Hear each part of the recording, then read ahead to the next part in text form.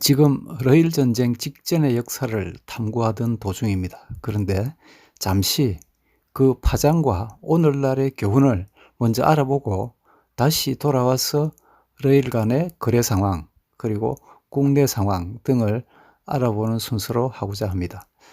당시 우리 땅을 놓고 벌였던 일본, 러시아의 경쟁과 지금 한반도 중심으로 해서 미국과 중국이 경쟁하는 상황을 비교해 보려고 합니다. 먼저 당시 고종이 러시아와 손잡지 않고 일본과 협력했더라면 하는 가정을 세우고 20세기 초였던 1900년대 동아시아의 정세와 조선의 운명이 어떻게 되었을까 알아보겠습니다. 1896년 2월 고종이 러시아 공사관으로 몸을 피한 이후에 1904년 2월 9일 러일 전쟁이 발발하면서 곧 이어서 2월 23일 일본에 의해서 강제로 한일 의정서를 맺어서 일본의 국권을 빼앗기다시피 하기 전까지 고종은 러시아의 비호를 받았습니다. 따라서 조선의 개혁을 유도하려던 일본의 소나기를 벗어날 수 있었던 것입니다. 그리고 고종의 전횡을 묵인하면서 조선 내정에 간섭하지 않고 조용히 한반도에서 이익을 취하던 러시아 덕분에 갑오개혁 이후에 근대적인 정부 체계와 개화로 나가던 물길을 되돌려서 고종의 전제권을 더욱 강화시키는 데 성공해 갔습니다. 그 과정에서 독립협회 활동을 물리력으로 진압하는 데도 성공을 했던 것이고 왕실의 재물은 더 늘어났습니다.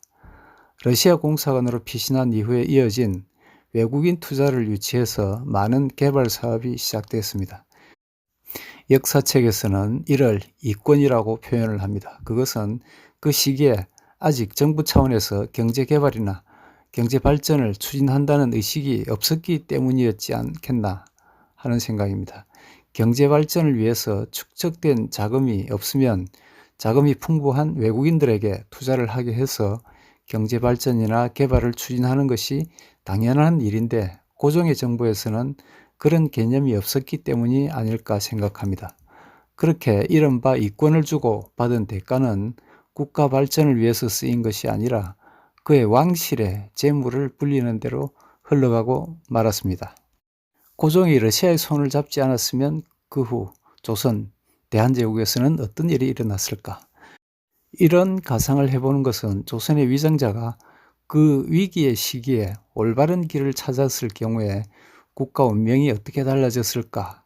과연 나라를 지키고 국민의 삶을 향상시킬 기회가 있었을까 하는 것을 추론해 보기 위한 것입니다. 고종이 러시아의 손을 잡지 않았다면 그가 택할 수 있는 다른 방법은 일본의 압력을 수용하고 일본과 협력하는 길밖에는 가능한 것이 없었습니다. 그랬다면 러시아 공사관으로 피신할 일이 생기지도 않았을 것입니다. 시간을 더 거슬러 올라가서 그 전에 민비 살해 후에 고종 자신이 일본이 그에게 신체적인 위해를 가하지 않을까 하는 두려움에 떨 필요도 없었음을 의미합니다. 그것은 그가 일본과 정부 내에 일본의 협조자라고 할 수 있는 친일 내각과 적대 관계를 갖지 않고 그 자신이 강요들을 잘 이끌었을 것이라는 그런 가정으로 올라갑니다. 고종이 유능한 친일 관료들이 하는 일에 재가만 해주면서 나갔더라도 나라를 지킬 수 있는 마지막 기회는 놓치지 않았을 거라고 봅니다. 일본과 친일 관료들은 조선을 근대화시키고 개혁하는 일을 밀고 나가기 있었기 때문입니다. 고종이 그런 입장으로서 국정을 이끌어갔다면 갑오개혁은 순조롭게 진행되었을 것이고 민비가 러시아를 끌어들이려 할 이유도 없었을 것이고 따라서 일본인의 손에 민비가 살해되는 일도 없었을 것이라는 얘기가 됩니다. 두말할 것도 없이 국왕으로서 개인적인 곤욕을 치르지 않았을 것이고 상대적으로 덜 거친 순탄한 삶을 누렸을 가능성이 큽니다. 그가 받드는 종묘사직의 보존도 물론입니다.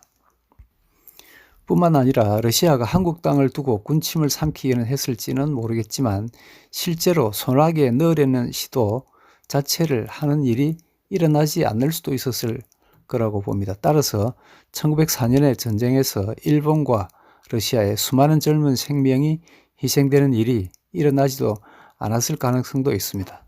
결국 러시아는 만주를 손에 넣는 것으로 만족을 했을 것이고 더 이상 야심을 유보했을지도 모릅니다.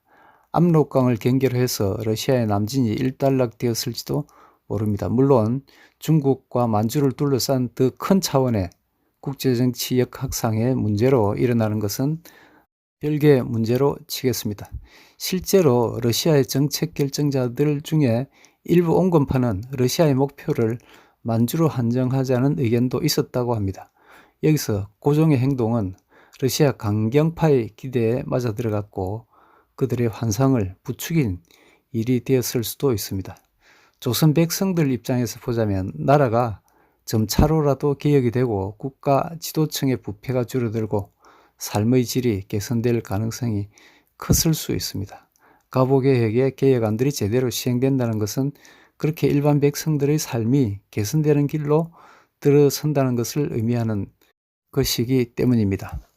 그런데 대한제국의 일반 백성들도 그 길을 거부했으니 어쩌겠습니까? 조선인의 절대다수가 노예와 같은 삶을 살아가는 사회가 이어지기를 바랬는가 하는 의심이 들 정도입니다. 정신에 잘못 깊이 새겨진 세뇌 자국이 얼마나 위험한지, 얼마나 자해적인지, 얼마나 지워지기를 거부하는지 알 수 있습니다. 오늘날 대한민국인의 일부도 그런 세뇌의 썩은 자국을 지워내지 못하고 있습니다. 교활한 자들이 자신들의 이익을 위해서 국민들의 부드러운 두뇌에다가 새긴 세뇌를 이기기는 정말 힘듭니다. 지금까지 고종이 올바른 길을 걸었을 때 조선은 어떤 나라가 됐을까 대략 생각해 봤습니다. 감사합니다.